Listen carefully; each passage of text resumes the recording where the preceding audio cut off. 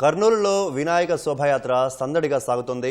మరింత సమాచారం మా ప్రతినిధి శ్యామ్ ప్రత్యక్ష ప్రసారం ద్వారా అందిస్తారు.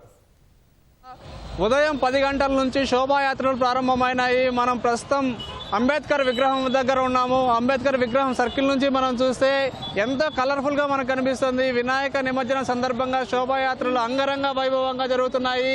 ఉదయం 10 గంటల నుంచి కర్నూలు నగరంలో ఇదే ఉత్సాహం కనిపిస్తుంది. ప్రతి ఒక్కరూ ఈ కార్యక్రమంలో పాల్గొంటున్నారు. ఈ కార్యక్రమాన్ని విజయవంతం చేయడానికి ఇటు అధికారులు కానీ పోలీసులు కానీ పటిష్ట బందోబస్తు చర్యలు చేపట్టారు. అన్ని ఏర్పాట్లు చేశారు. దీనికి సంబంధించి మనతో మాట్లాడడానికి కొంతమంది నాయకులు ఉన్నారు. సార్ చెప్పండి, ఎట్లా జరుగుతున్నాయి ఈ నిమజ్జనం సందర్భంగా శోభాయాత్రలు ఎట్లా జరుగుతున్నాయి? గత 43 సంవత్సరాలుగా కర్నూలు నగరంలో ఒక్క విగ్రహంతో ప్రారంభమైన శోభాయాత్ర ఇవాళ వేలాదిగా వందలాది విగ్రహాలు ఆనవాయితీ ప్రకారం భాగ్యనగర్ తర్వాత కర్నూలు నగరంలో ఆంధ్రప్రదేశ్లో ఇదొక శోభయాత్ర అత్యంత వైభవంగా జరుగుతుంది. పురాతన దేవాలయం రాంబొట్ల దేవాలయం నుంచి ప్రారంభమైన ఈ శోభయాత్ర 10 గంటలకు ప్రారంభమైంది. ఈ యొక్క శోభయాత్రలో కూడా ఈ సంవత్సరం పోటాపోటీగా రాంబొట్ల దేవాలయం చెందినటువంటి లడ్డు వేలం కూడా పుర ప్రముఖులు కులాలకు అతీతంగా, పార్టీలకు అతీతంగా, రాజకీయాలకు అతీతంగా, కుల మతాలకు అతీతంగా అందరూ కూడా ఈ లడ్డు వేలంలో పాడి ఈ సంవత్సరం అత్యధికంగా 6,01,000 రూపాయలకు ఇవాళ లడ్డు వేలాన్ని నంద్యాల పార్లమెంట్ సభ్యులైనటువంటి బైరెడ్డి గారు వేలంపాట పాడారు. అలాగే పోలీస్ బందోబస్తు వందలాది మంది పోలీస్ బందోబస్తు కూడా ఏర్పాటు చేశారు. అదేవిధంగా లక్షలాది మంది భక్తులు కర్నూలు నగరమే కాకుండా చుట్టుపక్కల గ్రామాల నుంచి చాలా మంది కూడా శాంతియుతంగా ప్రజాస్వామ్యంగా శోభయాత్ర చాలా వైభవంగా చేస్తున్నారు. దీనికి సహకరిస్తున్నటువంటి అన్ని ప్రభుత్వ శాఖ అధికారులకు కూడా గణేష్ మహోత్సవ కేంద్ర సమితి మరియు విశ్వ హిందూ పరిషత్ వినాయక ఉత్సవ కమిటీ తరపున ప్రత్యేక ధన్యవాదాలు తెలియజేసుకుంటున్నాం. నిమజ్జనం ఎన్ని గంటలకు ప్రారంభమవుతుంది? ఈ శోభాయాత్రలన్నీ అక్కడికి వచ్చిన తర్వాత ఎంత టైం పట్టే అవకాశం ఉంది? నిమజ్జనము సమయానుకూలంగా దాదాపు 2 గంటలు చెప్పాము. ఒక అరగంట లేట్ కావచ్చు, కానీ 3 గంటలకు తప్పకుండా ఈ యొక్క నిమజ్జన మహోత్సవ కార్యక్రమం ప్రారంభమవుతుంది. 3 ఊరేగింపులు ఇలా వస్తున్నాయి కాబట్టి నగరంలో ప్రధాన కూడలో ఉన్నటువంటి 3 ప్రధాన వీధులలో ఈ యొక్క గణనాథులు అంగరంగ వైభవంగా మేళ తాళాలతో సాంప్రదాయబద్ధంగా పిల్ల పాప ప్రతి ఒక్కరూ వయసుతో నిమిత్తం లేకుండా కూడా ఈ యొక్క శోభయాత్రలో పాల్గొంటున్నారు. సార్ మీరు చెప్పండి, ఎట్లా ఎంతో ప్రతి సంవత్సరం కూడా విగ్రహాల సంఖ్య పెరుగుతూనే ఉంది. ఎంతో మంది యువకులతో పాటు ప్రజలందరూ కూడా పెద్ద ఎత్తున పాల్గొంటున్నారు. దీన్ని ఎట్లా చూడాల్సి ఉంటుంది? ఉమ్మడి ఆంధ్రప్రదేశ్లో హైదరాబాద్లో చాలా అంగరంగ వైభవంగా వినాయక నిమజ్జనము చాలా బ్రహ్మాండంగా జరిగేది. అయితే విభజిత ఆంధ్రప్రదేశ్లో కర్నూలు మహానగరంలో మన వినాయక చవితి నిమజ్జన ఉత్సవాలు కులాలకు, మతాలకు, వర్గాలకు, వర్ణాలకు ఏజ్ సంబంధం లేకుండా ప్రతి ఒక్కరూ పాల్గొని సామరస్యంతో అలాగే శాంతియుతంగా విగ్రహాలు ఎన్ని పెరిగినా కూడా అన్ని శాఖలు సమన్వయం చేసుకుంటూ బ్రహ్మాండంగా జరుగుతూ ఉన్నాయి. ఇలా జరగడానికి సహకరిస్తున్న ప్రజలకు అలాగే పోలీస్ డిపార్ట్మెంట్ వారికి, మిగతా అందరికీ గణేష్ మహోత్సవ కేంద్ర సమితి ఉపాధ్యక్షుడిగా ప్రత్యేకంగా ధన్యవాదాలు తెలియజేస్తున్నాను. ఈ ర్యాలీలు ఇంత బ్రహ్మాండంగా జరగడానికి ప్రజల వైపు నుంచి కూడా చాలా సపోర్ట్ దొరుకుతూ ఉన్నది. ప్రజలు అందిస్తున్న సహకారము, మండపాల నిర్వాహకుల క్రమశిక్షణతో కూడిన ర్యాలీలు తీయడం వల్లనే మేము ఇంత సక్సెస్ఫుల్గా ముందుకు సాగగలుగుతున్నాం. పెద్ద ఎత్తున ఇక్కడ ముస్లిమ్స్ కూడా ఎక్కువ సంఖ్యలో ఉంటారు. ఈ ముస్లిమ్స్ అందరూ కూడా భాగస్వామ్యంతో ఇది చేస్తున్నారని భావించవచ్చు. ఖచ్చితంగా ఈ యాత్ర సక్సెస్ కావడంలో అన్ని కులాలు, మతాలు, వర్గాలు, వర్ణాలు ఏమీ సంబంధం లేకుండా అందరూ ఖచ్చితంగా సహకరిస్తున్నారు. మీరు చెప్పండి, ఉదయం నుంచి ప్రశాంత వాతావరణంలో మత సామరస్యానికి ప్రతీకగా ఈ శోభాయాత్రలు జరుగుతున్నాయి. దీన్ని ఎట్లా చూడొచ్చు? కర్నూలు మహానగరం అంటేనే కులాలకు, మతాలకు, ప్రాంతాలకు అతీతంగా ఈ యొక్క గణేష్ ఉత్సవాలే కాదు, ప్రతి పండుగ కూడా జరుగుతుంది.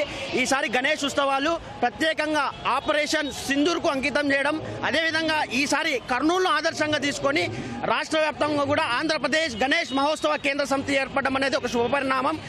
ఈ సంవత్సరం ప్రభుత్వం కూడా మనకు అన్ని విధాలుగా అన్ని శాఖలను ముందే ఒక నెల ముందే అన్ని శాఖలను సమాయత్తం చేసి అన్ని ఏర్పాట్లు కూడా బ్రహ్మాండంగా జరుగుతుంది.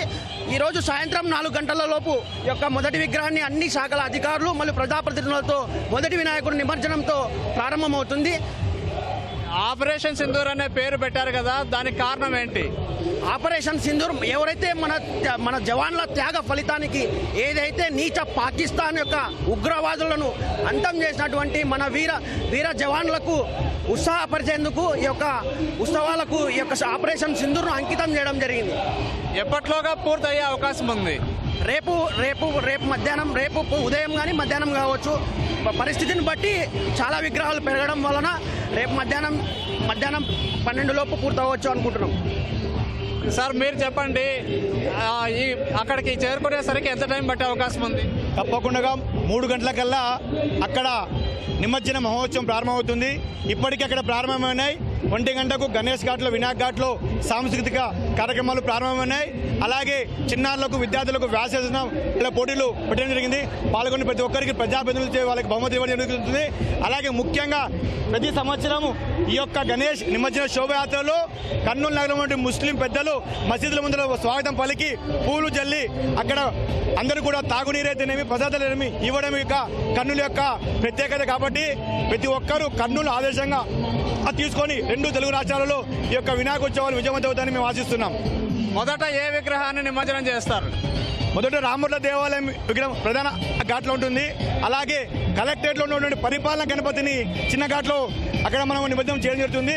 దాదాపు 8 ఘాట్లలో ఇవాళ ఈ యొక్క నిమజ్జన మహోత్సవం జరుగుతుంది. కాబట్టి దీనికోసం సంఘు విచారం ఏది ఆర్ఎస్ఎస్ యొక్క వివిధ కార్యకర్తలు కూడా ఘాట్లుగా విభజించుకొని స్వచ్ఛందంగా అక్కడ వందలాది మంది కార్యకర్తలు ఈ ఘాట్లో నిమజ్జనంలో సేవా కార్యక్రమాలు నిర్వర్తిస్తున్నారు. ఈసారి స్టాంటన్పురంలో కూడా 2 క్రేన్లు ఏర్పాటు చేశారు. స్టాంటన్పురంలో కూడా నిమజ్జన కార్యక్రమాలు.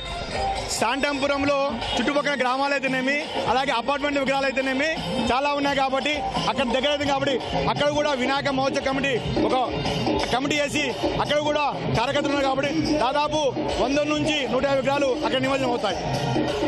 చివరిగా కర్నూలు ప్రజలకు ఏం చెప్తారు మీరు? ప్రతి సంవత్సరం ఇదే హిందూ సమాజ సంఘటన కొరకు, ఈ దేశం కొరకు ఏదైతే తిలక్ మహాశయుడు స్వాతంత్రోద్యమంలో ఈ యొక్క భారతీయులు బయటికి రాకపోతే ఈ వినాయక ఉత్సవాలు ప్రారంభించారు.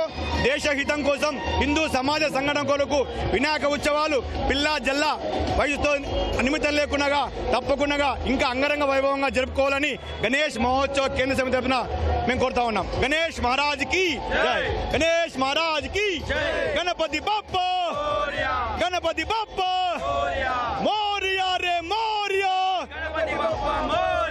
మోరియా రే మోరియా, జై గణేష్, జై గణేష్, జై గణేష్. మనం చూడొచ్చు, మొత్తానికి కర్నూలు నగరంలో ఒక పండగ వాతావరణం కనిపిస్తూ ఉంది, ఒక సందడి వాతావరణం కనిపిస్తుంది. ఎన్నో విగ్రహాలు ఉదయం నుంచి ఇదే సందడి, ఇదే ఉత్సాహం కనిపిస్తుంది.